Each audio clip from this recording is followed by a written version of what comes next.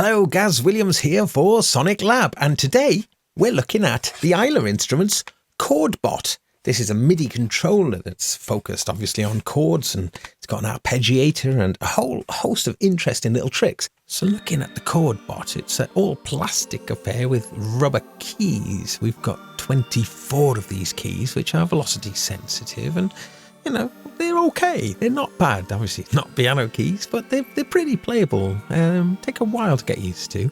At the top right here, we've got 12 memory keys. And to the left here of them, we've got 8 push encoders.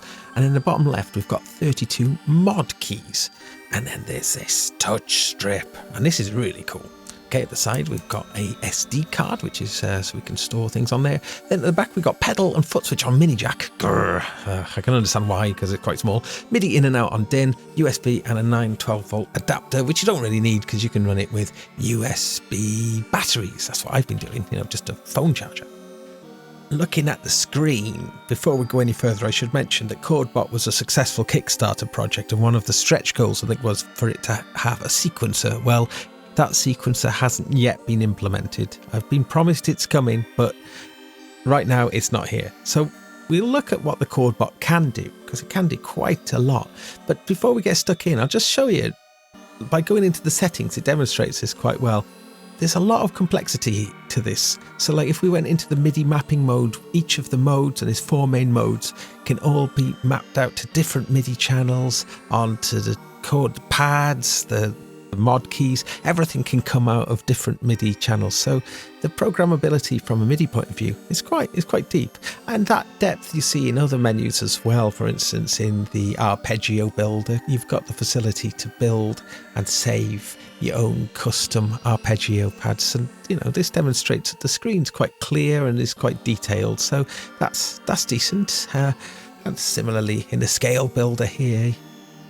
But anyway, when you go into the play mode, and this is where you'll spend all the time really on KordBot, the display generally is giving us information about the arpeggio, and there is 4 main modes, you see. So we're in the key and mod mode, is the first default mode, but the other modes are diatonic mode, diatonic strum, and polyphonic. Polyphonic is essentially just turns the KordBot into a MIDI keyboard where everything just outputs notes.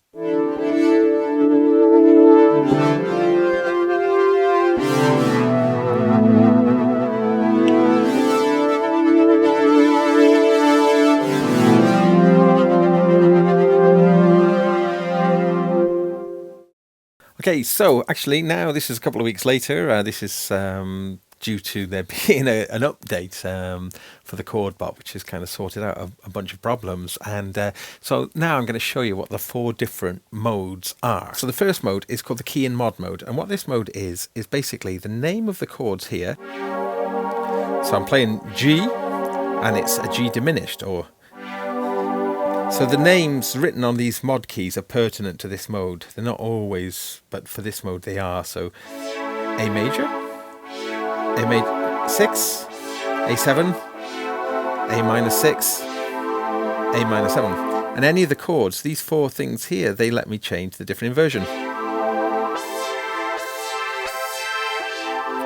So I can get at chord types and different inversions all from here. Say I decide I like that chord, then what I can do is, if I go Shift and M1, I've now set that chord to a memory pad.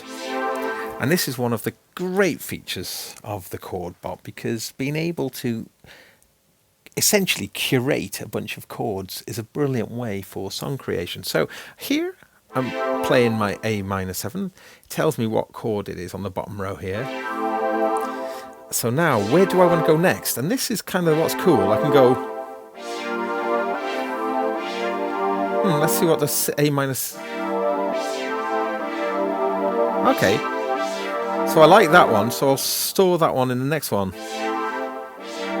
But where do I want to go next?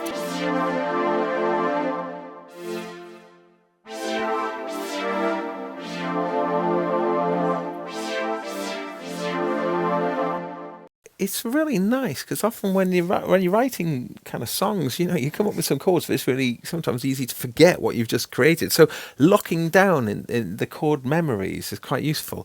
Now, so once I've got a bunch of chords, I'll just say I've just got 4 there for now. Say I did put a chord in that I didn't like. I actually quite like that one, but we'll do it anyway. So I stored, then hitting X and hitting a pad deletes it. So you essentially, as I say, curate your chords there, and then you've got them.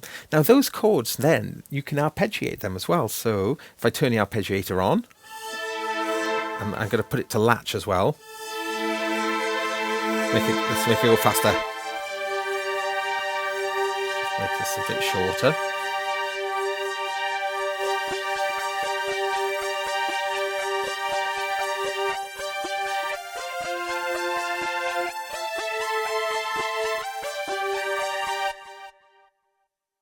The arpeggiator works across all the different modes as well. So anyway, I said I was going to go through the modes. That's the first mode, the key and mod mode. The second mode is called the diatonic mode, and this is really cool, I think. So to change mode, I'm going to go Alt and Alt F2 to take me into diatonic mode. So when I'm in diatonic mode, now this works really differently. So our chords are still there, but this works in a different way. And now we have to ignore what the mod keys say. These are just buttons rather than the things that name them. And now this plays just like a regular keyboard here. And what these are essentially preset chords in rows. We can see lighting up what the notes of the different chords are. So there's an educational aspect to this device as well.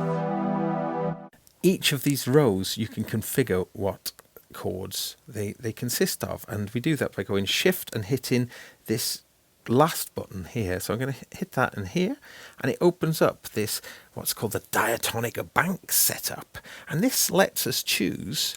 Well, at the moment this was the Gypsy minor in the key of G, but if I hit a C, it'd be the Gypsy minor in the key of C, or Gypsy minor in the key of F.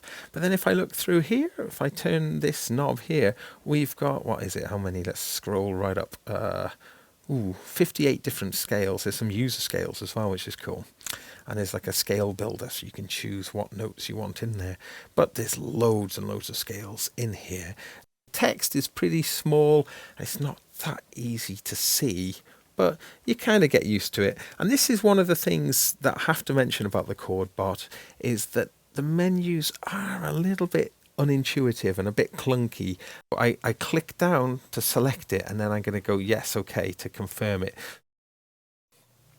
I've now made this top row melodic minor in the key of F. But it's nice though, because those notes which are out of the scale are still available though. So you still can play wrong notes, but that's good, because wrong notes are often the best notes. Yes, don't forget that. The wrong notes are often the best notes. One thing as well is it's kind of gives you like a kind of chord assistant mode as well, that when you play a chord, it's almost like suggesting what are the strongest chords to follow the one that you've picked. I'm not totally convinced about that, to be honest, but the thing I do like though is the fact that the keys are lit up. Now, look, if I move to this next row, which is in G major, we'll see that the lights here will change to reflect that we're in G major. So I'm going to play the chord of G major, and now we can see we've got the scale of G major. And now the next one down here is D major, and we can see again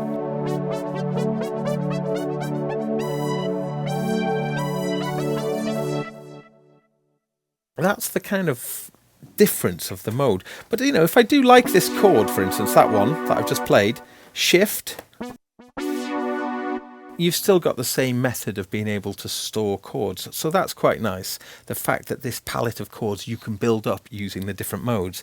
Now, speaking of modes, we'll move on to the next mode because it's quite similar, but it has this very special little feature, which is called diatonic strum. So I'm going to go down Alt and I'm going to hit F3 to go into diatonic strum. This all works in exactly the same way. It's the same palette of chords. So we can see that this F melodic minor that I've set at the top is still true. Let's turn that on.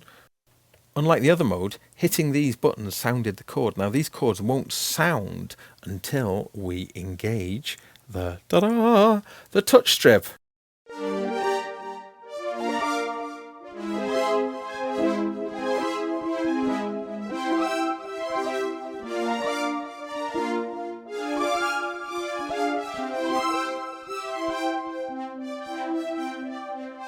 So the keys still work in this mode. Everything feels quite reachable on it, and I actually think the form factor is really pleasing. I think it's about the right size. Initially, I thought these are a little bit wobbly, which they are, but you sort of just get used to them. They're not too bad at all. And these funny keys, it's like funny rubber keys. And then the final mode is actually the simplest mode of them all, which is just called the polyphonic mode. And basically, this mode is just all the buttons output MIDI notes, but strangely, these notes go up here. They're completely wrong way round. They should start there and go up like every other controller on the planet other than this one, which unintuitively does this way. I'm convinced that will change in a firmware update because it's daft. But anyway, that's all the polyphonic mode is. It basically turns this into a MIDI controller. Speaking of which, I should mention that although these are all predefined with their different arpeggiator functionality, and I'm going to look at the arpeggiator in a bit more detail in a moment, these are actually assignable CC controllers too. We can change what all of them do. I'm not going to get into that now, but basically you can configure each one of these to be whatever you want, either to control other KordBot features or to set them to specific CC controllers. So that's pretty cool. I'd like to see more done with that. I'd maybe like to see separate CC pages perhaps, so you didn't have to change what their core functionality is. So the arpeggiator does have quite a few neat little tricks. So if let's turn the arpeggiator on. This is quite nice. And this, if I turn up chord spread, it just plays a single.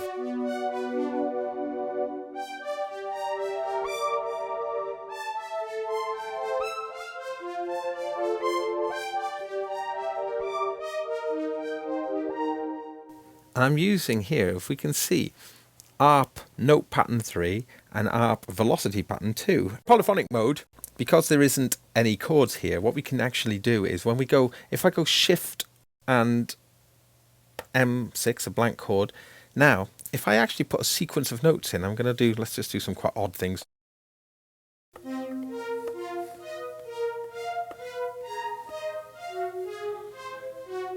And then hit it again. Then, if I play it as a chord, it'll sound awful. But if I turn the arpeggiator on, it's remembered the order of those notes.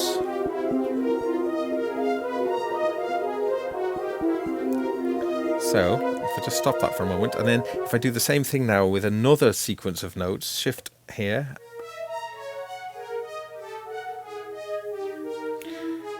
like so, and now get them to run, we can do things like this.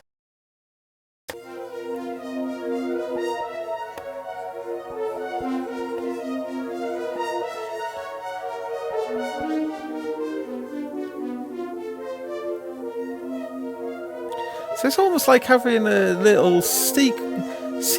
So that's quite a cool little function. Okay. It's a unique device and it is inspiring, and I am writing interesting chord sequences that I probably wouldn't have ever come up with in any other way. And the way it all comes together, I especially love playing with the touch strip, and playing with the touch strip and your preset chords. So we've been using it with MIDI DIN, but we could equally be using it with USB. And it also has Bluetooth MIDI in it as well. So, you know, you can use it with your iPad apps sort of wirelessly. It's a shame that this doesn't have internal batteries. You still have to power it from USB. But as I mentioned earlier, you could plug that into a phone battery and then use it sort of remotely with your iPad wirelessly. For now, I think that's it. It might be something that we come back and have a look at again. I can imagine once the sequencer shows, it definitely be worth looking at again. But yeah, but for now, I think that's it. I'm Gaz Williams. This has been SonicLAB. Catch you next time.